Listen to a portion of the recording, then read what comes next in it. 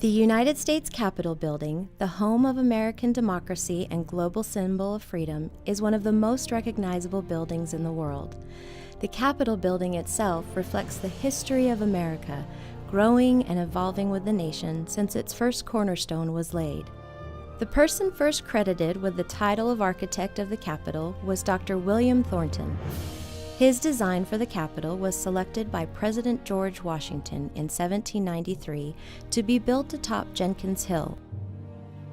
On September 18, 1793, President George Washington laid the cornerstone, but due to the challenges of acquiring the materials and the skilled labor to build the Capitol, by August 1796, the commissioners were forced to focus the entire work effort on the building's north wing so that it could be ready for government occupancy. Even with the focus on the north wing, some third-floor rooms were still unfinished when the Congress, the Supreme Court, the Library of Congress, and the courts of the District of Columbia were moved into the building in 1800. In 1803, Congress allocated funds to resume construction of the Capitol, and Benjamin Henry Latrobe was appointed architect. By 1807, construction on the south wing was sufficiently advanced, so the House was able to occupy its new legislative chamber, and the wing was completed in 1811. By 1813, Latrobe left the Capitol due to funding shortages caused by the War of 1812 with Great Britain. On August 24, 1814, British troops set fire to the building. Only a sudden rainstorm prevented total destruction, creating what Latrobe called a most magnificent ruin.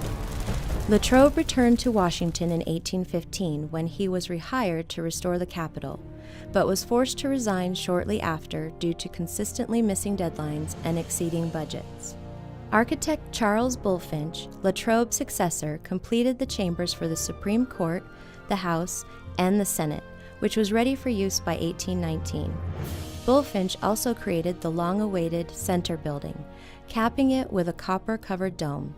After completing the dome in 1826, Bulfinch spent the next few years on the Capitol's decoration and landscaping.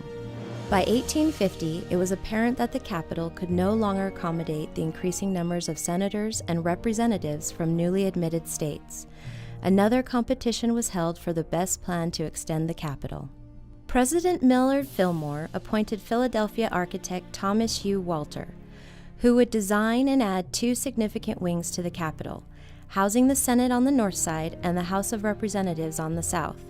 As the new wings were constructed, more than doubling the length of the Capitol, it became apparent that the dome erected by Bulfinch no longer suited the building's proportions.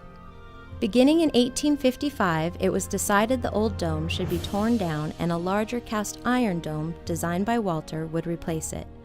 On December 2, 1863, the 19-foot Statue of Freedom was mounted, completing the 287-foot dome.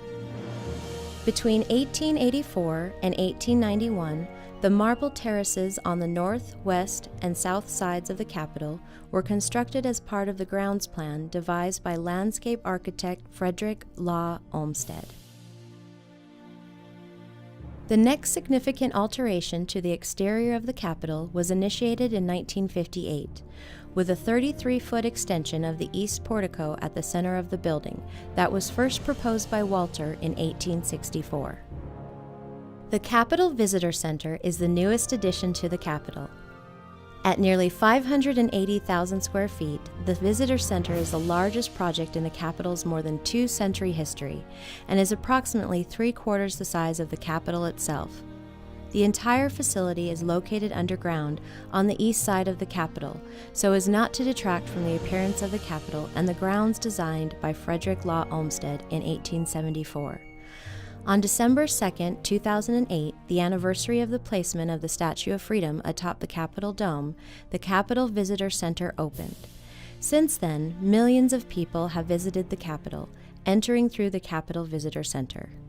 In the decade ahead, the Capitol will undergo further restoration and improvements, ensuring this iconic building and home of American democracy endures for generations to come.